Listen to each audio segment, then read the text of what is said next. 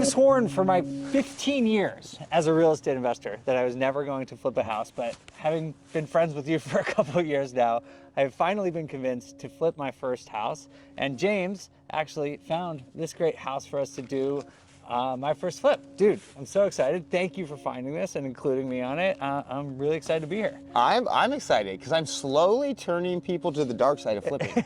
And it's not the dark side, it's a complimentary thing. No, it's so fun. Like just walking around the house already, we were just here a couple minutes and it's just, all the ideas start flowing. Just the idea of renovating a property like this in a really cool neighborhood is really valuable. So tell me about the strategy. Like why this house did you pick for us on this first flip? Yeah, so, you know, it's important that we pick a good one for your first flip. And it comes down... I hope so. Yeah, me too, because I don't want to look bad. Because we're making a video about it. Yeah, we are making a video. It's been documented. You know, when we're looking at flips, there's things that we're looking for, and we will buy anything. It just, I've seen it. It just needs, you know, if it's weird, whatever it is, bad roads, bad location, we just buy extra deep. Yeah. Now, in an area like this, so we are in West Seattle, which is one of the most exclusive neighborhoods in Seattle. People want to live here. There's a lot of good infrastructure. It's got a great vibe. So it always comes down to location. So when we're looking at flips, we're looking at location of property. Is it in high demand for what people want? And then the next thing we want to always look at is what are we looking at as far as the structure goes? And on this property, it is an old home. It's built in the 1920s. And it is original 1920s. Yeah. Not anything has been done besides maybe beating it up more. And so when we're looking at these older buildings in these old historical neighborhoods, we want to look at, is it structurally sound? And does it have a decent layout? And so when we're looking at flips, we're always looking at location, and then what are we working with and what the potential is. So this home here currently is a 3-bed, 2-bath, 1,890 square foot property. There's also an additional 600 square feet in the basement that more value can be created. And, you know, so when we're looking at these flips, it's location, is it structurally, but then is there extra space to increase the value dramatically?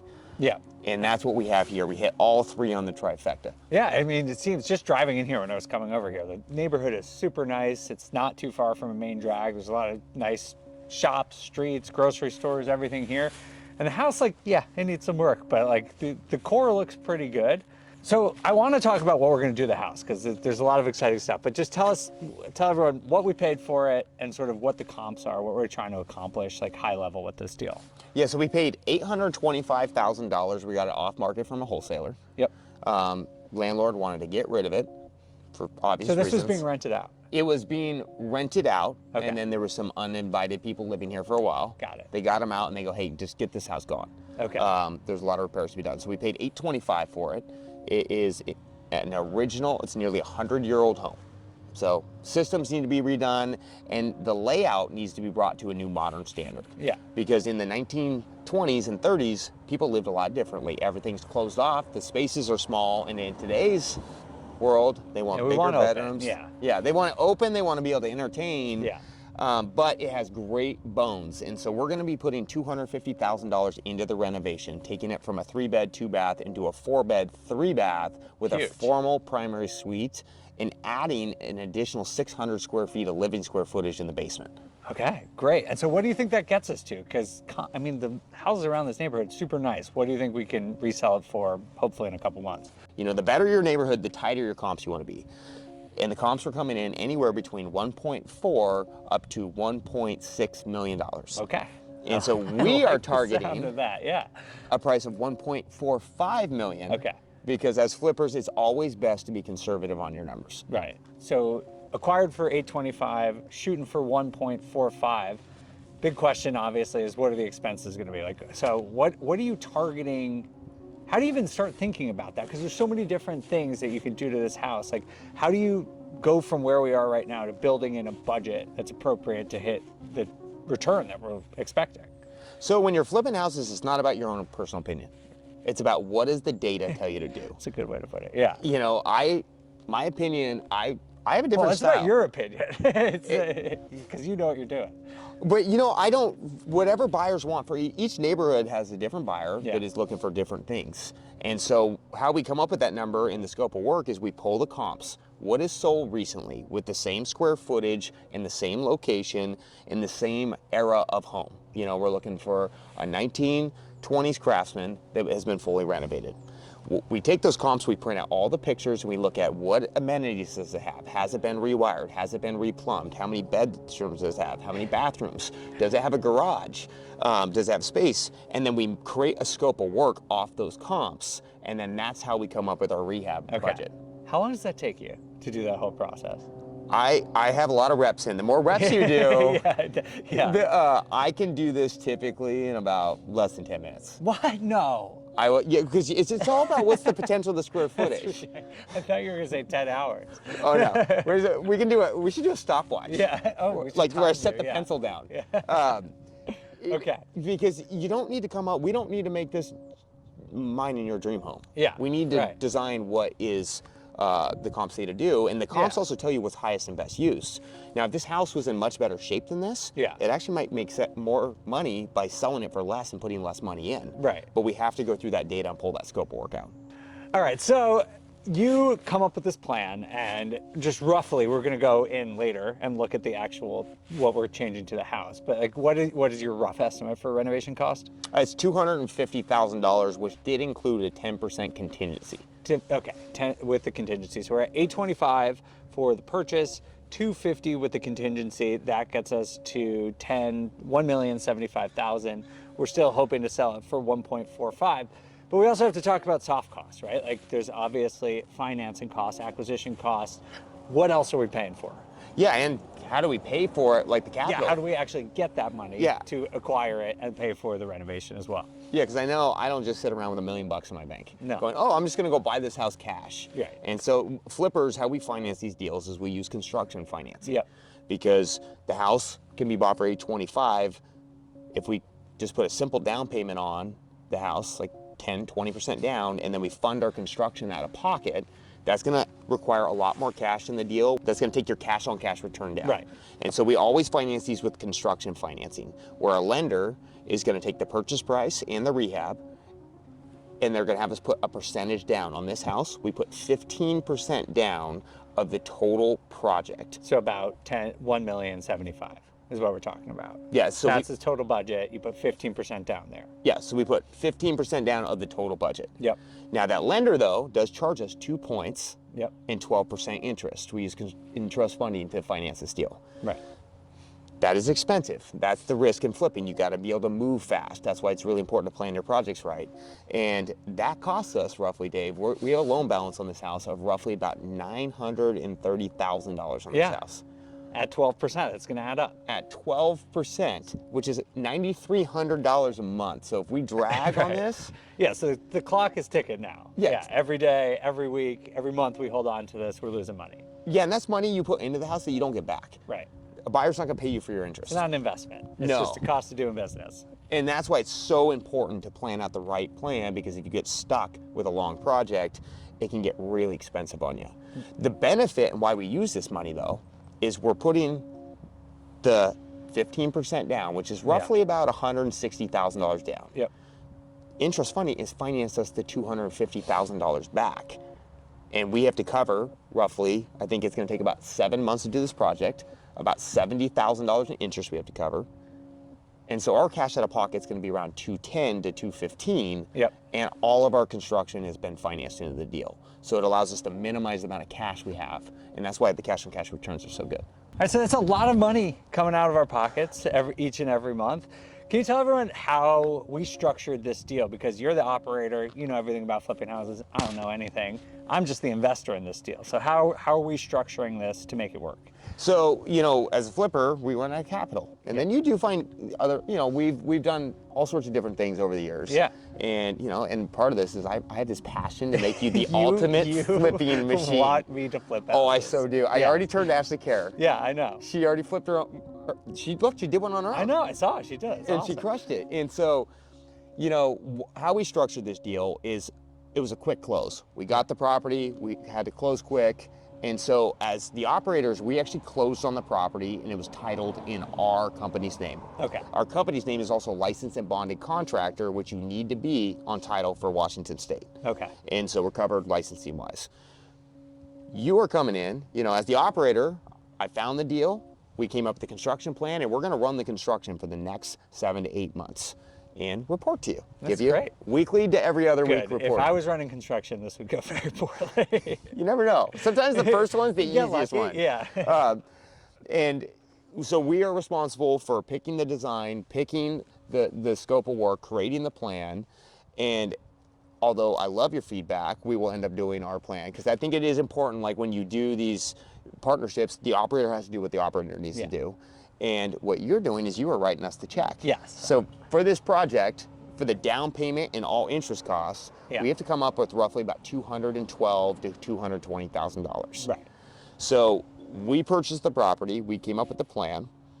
We actually put that down payment down when we first closed because we were in a rush. And then we signed a joint venture paperwork agreement, which secures our partnership. Even though we're on title running the project, now you are also attached to the title because the joint venture protects your interest. That's right. And in that joint venture, it states what I do and what you do. I run the project, you bring in all the funding, and it also secures you because we signed this contract, which gives you equity in the project, and it's recorded against title. So the property can never be sold, it's clouded, you're protected. Yeah. How we're doing this deal is we are splitting this 50-50. Love it. So I found the deal, I'm doing the hard work. Yeah. You're pushing the button to send the money out. Yeah, I'm giving you the money for it. You're giving me the money for it. And that's it. And then we are closing 50-50. Now what we do charge is we will make a commission when we sell it. Right. And then we do charge a 5% overrun for the construction. We do that to handle accounting, project manager costs, and just our general staffing costs. Seems very fair to me. Okay, so tell me what we're projected to make. Like, go through the numbers one more time for us. Okay, so this is a great deal. Yeah. All right, so we paid $825 for it. Yeah. We're putting in $250,000 into the renovation. Okay. We're going to sell it for $1.45 million. I like that. Okay, when we sell it, we do have roughly 9% in selling cost in Washington State with our excise tax, broker fees, title, escrow. So 10% comes right off the top. It's a lot of taxes. $145,000. Okay, yeah. And then we have our soft costs, Yeah. which are roughly going to be around $80,000 to $90,000 with our interest payments, holding costs, insurance, and points. After it's all said and done, it closes out, everyone's been paid. Yep. We are projecting to make about $213,000 on this property. I like it. Okay. Well, you should, because that's a Yeah. good. Hell yeah. So I'm basically paying a similar amount in, but as a partner, I could expect about half of that. You're saying it's like 213,000, and then we split that 50-50. So I would make about a 50% return on investment. And how would you even calculate your return on investment in this? Well, you know, for us as flippers, we can always come up with different ways to finance a deal. We don't always have to bring in a partner. Right. But we balance out our operations. We do a lot of projects. So some we bring in secondary lenders because we want to bring on more debt. Sometimes we run them ourselves, or a lot of times we are coming up with our own funding and we're flipping them. Yeah. And then when we want to do more projects, we bring in cash partners because it allows us to do an extra 10, 12 deals a year. Okay. And so That's a lot, yeah. And so it really just helps us because we're making profit by running the project and finding the deal. But, you know, you always do have to be careful as a flipper to not give away too much all the time. Yeah. Because you're doing all the hard work. And so we balance it all out. So it's a win-win for us as well. Okay, great. Well, it sounds like an exciting opportunity. I'm obviously super stoked for that potential return. Flipping is risky though, right? Like, so how are we gonna manage risk? Because I look at this house, right? It's a cool house, but like there's a lot of stuff that needs to be done. So how are you gonna figure out the right way to stay on budget and to reduce our costs over the lifetime of the project? Yeah, flipping is one of the riskiest things you can do. Yeah. It's you're That's buying. why I've stayed away from it. But doesn't it give you a little bit of like, you don't know what's inside the walls? Yeah, I kind of like it. Oh, I love it. I do actually have a high risk tolerance. I just don't have the construction skill to do it, but I like being attached to a risky project. To me, this is fun. Yeah, oh yeah, and now, and you're gonna be all of a sudden, he's gonna be so deep in these things. And it's all about, so how do we minimize that risk, right, as flippers? The first thing is we want to look at and set the deal up right. Now, so this property, when we go walk through it, there's ways, it's got good bones, good floor plans that we can create a cost-effective plan that we can get permits in usually 2 to 4 weeks rather than a long period of time. Yeah. And so we do that in our feasibility period. So when we're looking at the deal, we're walking through the house and we're going, okay, what do we need to move around? And is that required to do? And if we do, let's say in this house, if we had to reframe the whole thing, we would want to structure it differently. So we may have not given the seller a quick close. Right. We may have asked for a longer close. And so there's ways that we can prevent that with terms and price. Now, when you're working as a flipper, we want to know what the number is, never guess. So when we went through our feasibility, we ran a full budget on the house based on historical costs. Every dollar that's getting spent had been accounted for up front, so we knew what we could do, what we couldn't do to keep that cost under control. Okay, and so, like, but when you're doing that, you're making up architectural plans. Like, what are the big things you try to focus on, and maybe what are some of the things that you avoid to risk costs really going up once you actually open up the walls and get in there? Yes, in this house, we're rebuilding a lot of it because it's old, but yes, there's ways that you can get around the things that we're always trying to avoid. As a flipper, I don't like going outside the envelope. What does that mean? Can you explain that just to everyone? Yeah, that's where you're going off the current foundation and you're doing an addition outside of that. Each city's different, so it depends on what market you're in. If you're in smaller rural counties and cities, a lot of times they'll give you permits fairly quickly. In Seattle, that can take 6 months to get approved to do this addition out. Right. And so I don't want to go outside the walls ever. Yeah, because 6 months, like when you were just talking about our soft costs, 6 months of soft costs, it's about $9,000 a month we're paying to hold on to this project. So if you wind up going outside of the envelope, you're spending $55,000, $60,000 just to do something that probably, or maybe not, going to increase the after repair value all that much after all. Yeah, and it slows down the deal. Yeah. The velocity of your money goes down. Like, we're trying to flip this in 7 months. Yeah. If it takes 13 months, our cash on cash return goes way down. Absolutely. And so, you know, how do we get it done as fast and cost effectively? The other things that we're trying to do is, we know we have to do the electrical, the plumbing in this house, but we're trying not to move any structural walls in the house, or as minimal as possible. And it's really important that you can, if you can stay inside those frame walls, you can create, you know, 2x4s to frame is a lot cheaper than big beams. Yeah. But also with the city, when you start taking out structure, they have to be reviewed. It can get stuck with a reviewer. And if we move too many structural walls, we can also be in there for 6 months. And so you don't want to trip that permit trap. Yeah, so tell me what the difference is, because it sounds like if you did the whole thing 6 months, instead doing it the way you're doing it, how long is it going to take to get permits reviewed and approved? So this is something that qualifies for, they call a streamline stiffy. All right. It's an over-the-counter permit. Yeah. And so typically we can get this in 2 to 4 weeks. Oh, okay. So you're literally saving 5 months. Yes, we are saving 5 months by creating the right plan. So that's like 50 grand. And like you said, when you put it in terms of the time value money, it's like an enormous change in the profile of this deal. Yeah, and we can control our framing costs a lot more. Yeah. So we're probably saving $15,000 on framing. Oh, that's true. We're saving $60,000 to $70,000 on whole costs, and we can double the velocity of the money on the deal. And that's how you rip the deal. You got to set the deal up right. And that's why, like when we were talking earlier, sometimes doing more is not good. Right. Doing less, and we're doing a lot in here. Yeah. But you can always perfect a floor plan, but it comes with a lot of different headaches. And so we're always trying to work with what we have, but we still have to make a lot of necessary repairs and changes in the house for us to get that number. Awesome. All right. Well, I'm super stoked. I mean, the plan sounds good. The deal looks awesome. Should we go check out the actual house? Yeah, let's check it out. All right, cool.